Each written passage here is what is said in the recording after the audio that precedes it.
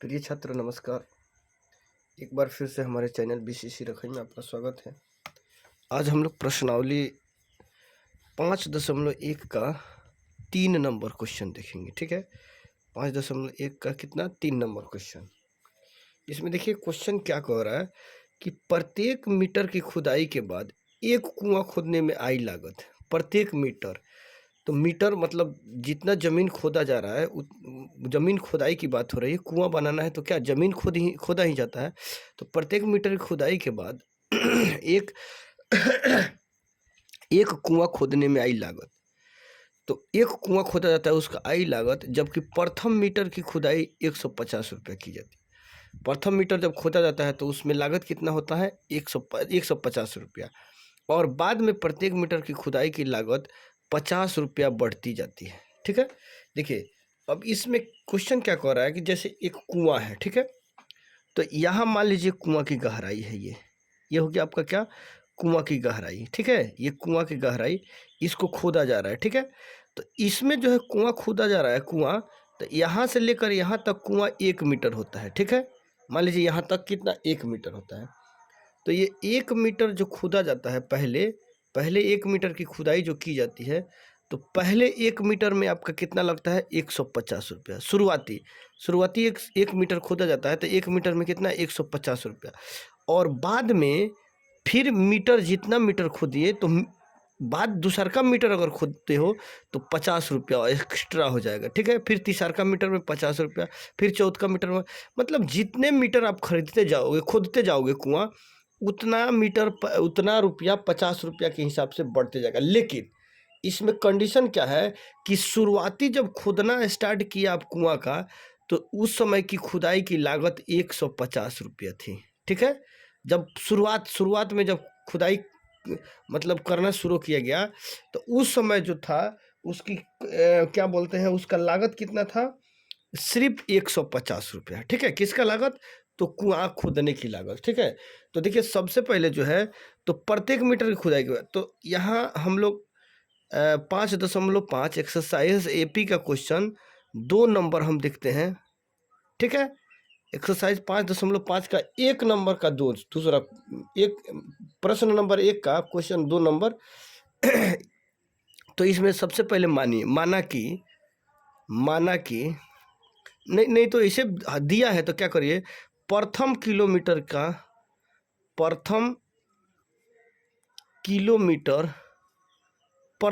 Kilo नहीं, इसमें metre दिया ना, प्रथम मीटर खुदाई की लागत, खुदाई की लागत। ठीक है, प्रथम मीटर खुदाई की लागत क्या है आपका 150। ठीक है, कितना 150 रुपये। 1 मीटर खोदा जाता है तो कितना पैसा लगता है 150 रुपया लगता है। ठीक है, तो प्रथम मीटर जब खोद दिए तो इसमें 150 रुपया आपका लग गया। ठीक है, अब देखिए, अब दूसरा मीटर आप खोदते हो, दूसरे मीटर खुदाई की लागत। देखिए दूसरा मीटर खुदाई की लागत, यहाँ देख लो, दूसरा लिख देते हैं पूरा, दूसरा मीटर खुदाई की लागत। ठीक है, दूसरा मीटर खुदाई की लागत, जब दूसरा मीटर खोदा जाता है तो खुदाई की लागत कितना हो जाता है 150 रुपये। तो पहले का मीटर का जोड़ के उसमें ही लगेगा, फिर उसके बाद 50 रुपये जो एक्स्ट्रा है उसको भी तो देना पड़ेगा उसको। ठीक है, तो 150, ठीक है, उसके बाद कितना ये 50 रुपया, तो 150 भी उसको देना पड़ेगा और 50 रुपया भी जोड़ के उसी में देना पड़ेगा, क्योंकि दूसरा मीटर में दोनों जो है दोनों को देना पड़ेगा। अब उसके बाद है तीसरा मीटर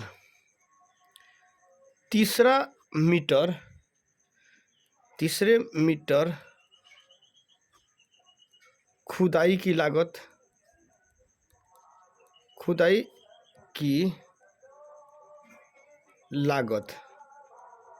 तीसरा मीटर खोदा जाता है कुआं, तो तीसरा मीटर, एक बात बताइए, तीसरा मीटर खोदेंगे तो ये तो 150 रुपया है, फिर 50 रुपया, फिर क्या करोगे, फिर तीसरा मीटर के लिए फिर 50 रुपया दोगे, तो 150 ये है, फिर 50 रुपये जो दूसरा मीटर खोदे थे उसका, और फिर क्या करोगे, फिर एक और मतलब आगे खोदा गया 1 मीटर और आगे, तो उसका भी तो जोड़ के देना पड़ेगा। इतना हो गया। अब देखिए तीसरा मीटर हो गया, चौथा मीटर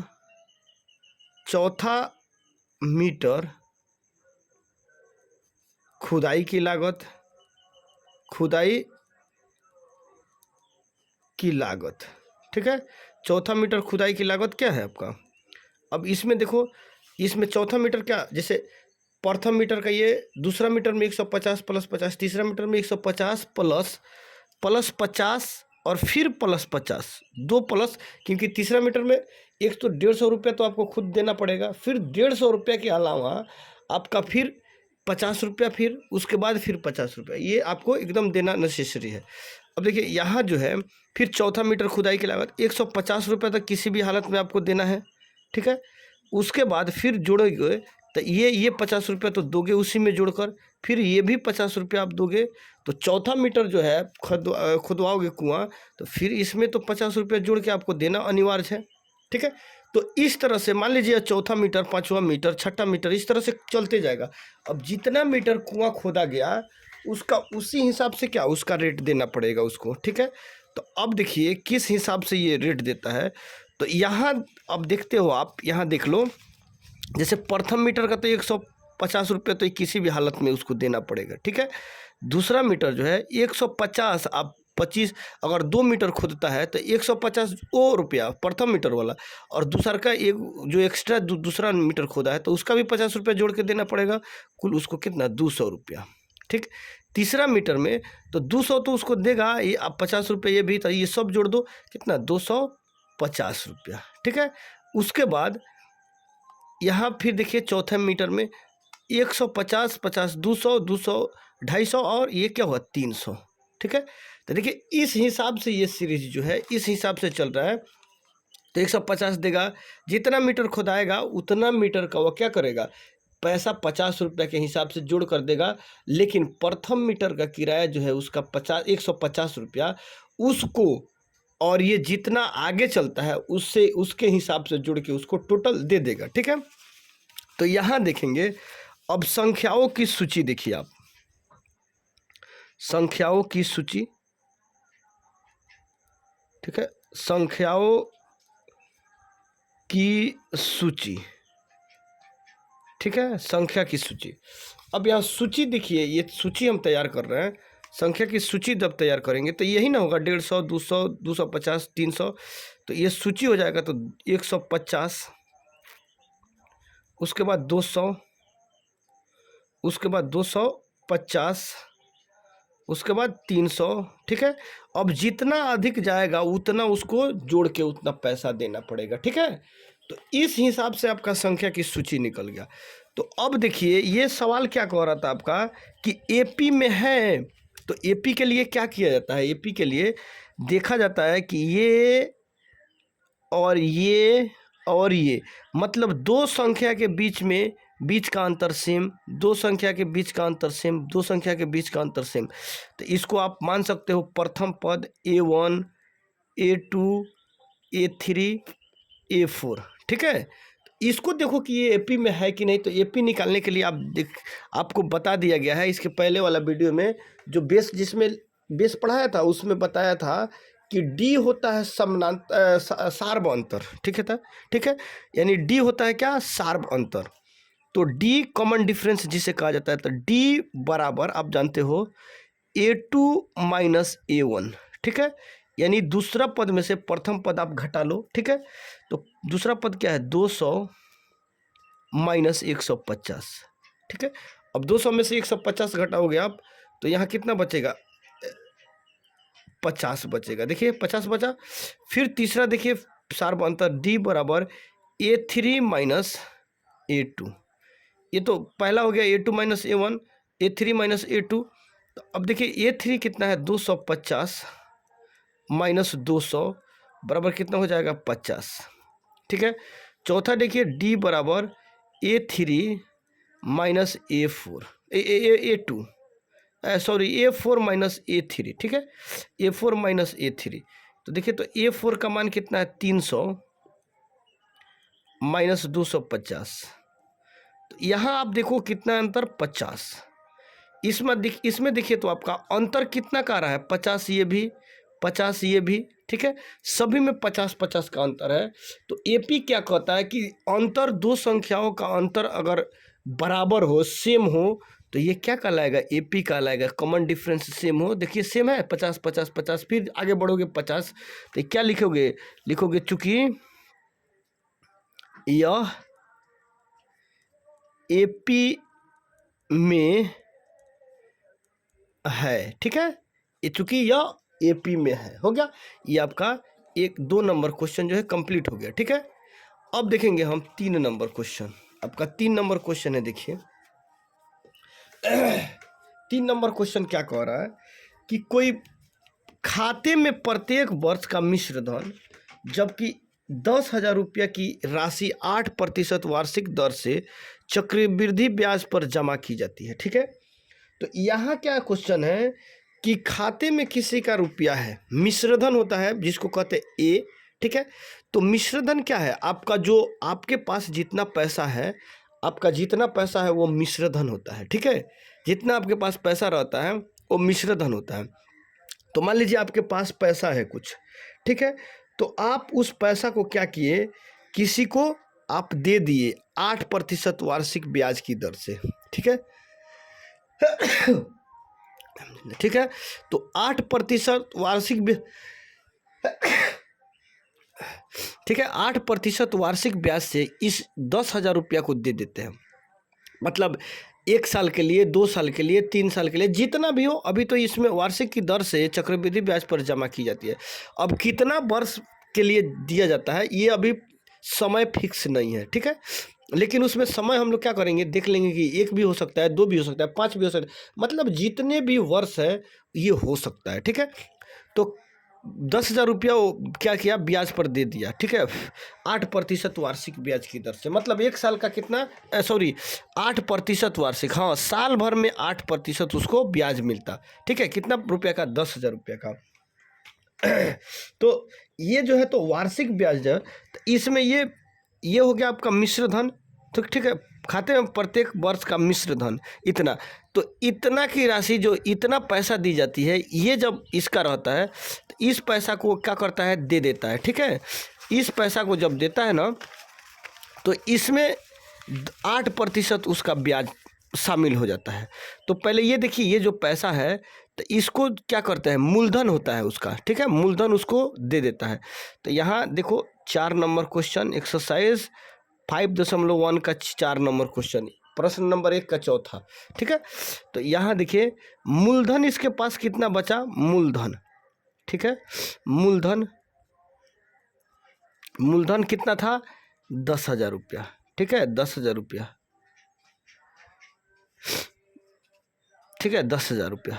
उसके बाद इसका दर राशि, मतलब वार्षिक दर में क्या होता है, आर, ठीक है। इसको क्या करोगे, दर को आर से सूचित कर दीजिए। आर हो गया आपका कितना, 8%, ठीक है, 8% वार्षिक ब्याज, ठीक है, दर इसका 8%। चक्रवृद्धि ब्याज पर जमा की जाती है। अब कितने वर्ष के लिए जमा की जाती है वो वर्ष आपको पता नहीं है। तो देखिए यहाँ कितने वर्ष के लिए जमा की जाती है उतना पैसा, ये वर्ष आपको पता नहीं है। तो इसको मान लीजिए वर्ष को एन या टी से सूचित करते हैं, ठीक है, वर्ष को क्या चीज़ से, एन या टी से, ठीक है, एन या टी से आप सूचित करते हैं। आप जानते होंगे, 8 क्लास में पढ़े होंगे तो आप जानते होंगे कि वर्ष जो है इसमें चक्रवृद्धि ब्याज में जो क्वेश्चन आपको मिला होगा तो एन या टी से इसको सूचित किया जाता है। मान लीजिए 1 साल भी हो सकता है, 2 साल भी हो सकता है, 3 साल भी हो सकता है, 4 साल भी हो, मतलब डैश डैश डैश जितना भी हो, ये अभी लिमिट नहीं है, ठीक है। तो यहाँ हो गया एन या टी से सूचित करते हैं। अब देखिए इसके लिए जो है तो आप जानते हैं कि एक फार्मूला होता है, ठीक है।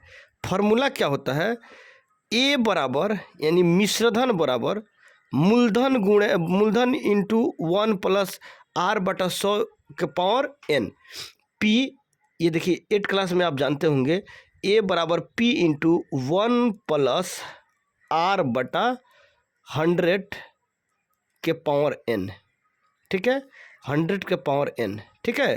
पहले 100 के पावर एन। तो एक बात आप देखो, कि इसका जो ये मतलब यहाँ लिख लो सूत्र से, ठीक है, सूत्र से, ठीक है।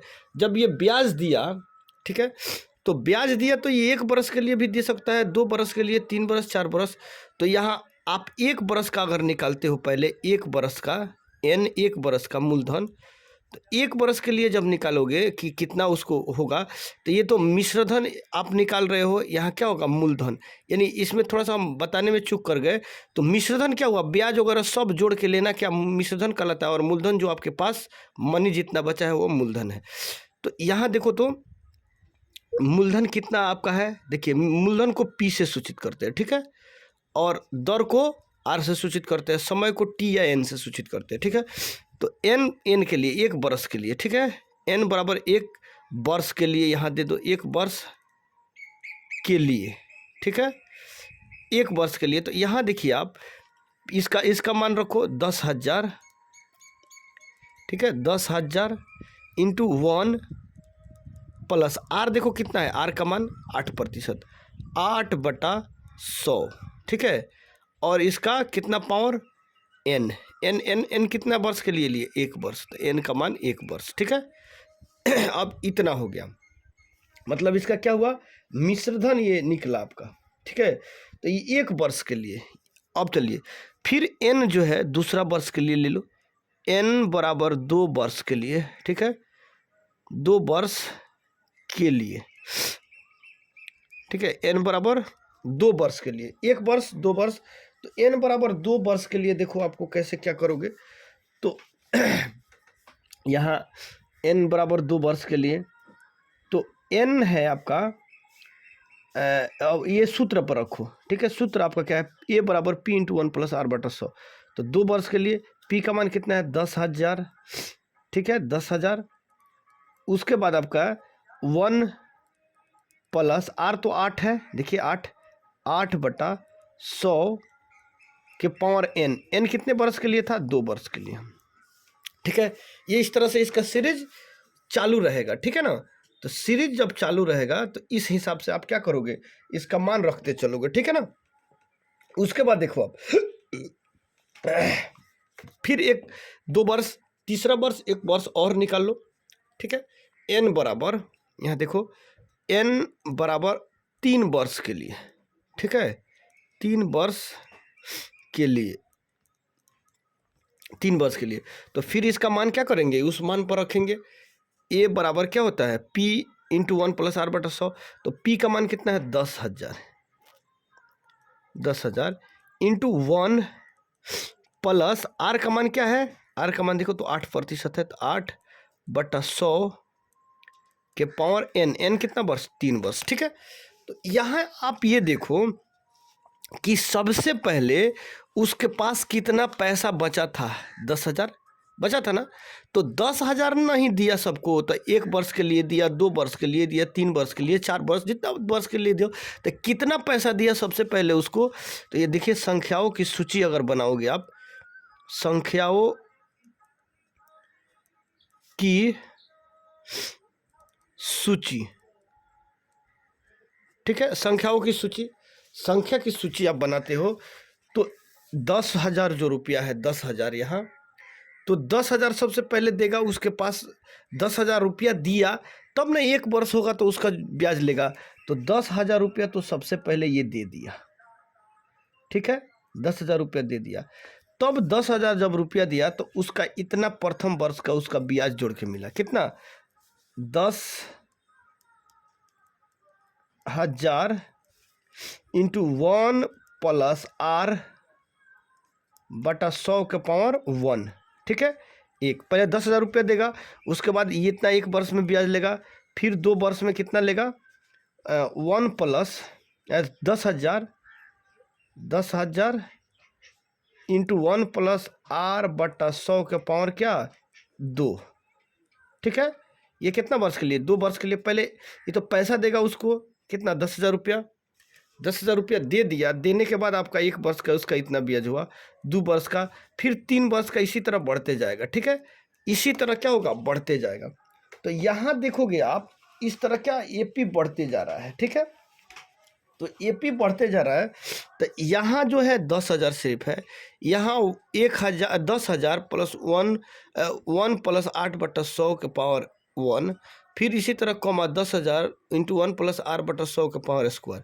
तो ये देखिए, तो ये एक 10,000, इसके बाद ये स्क्वायर हो गया, ये मतलब इतना इतना बढ़ गया है देखिए। उसके बाद इसके सीधे डबल ये हो गया, फिर उसके बाद उसके आगे डबल ये हो जाएगा। तो ये तो सिर्फ अंतर, एपी कब मानते हो, जब दो संख्या का अंतर सेम हो, दो संख्या का अंतर क्या हो, सेम हो, ठीक है।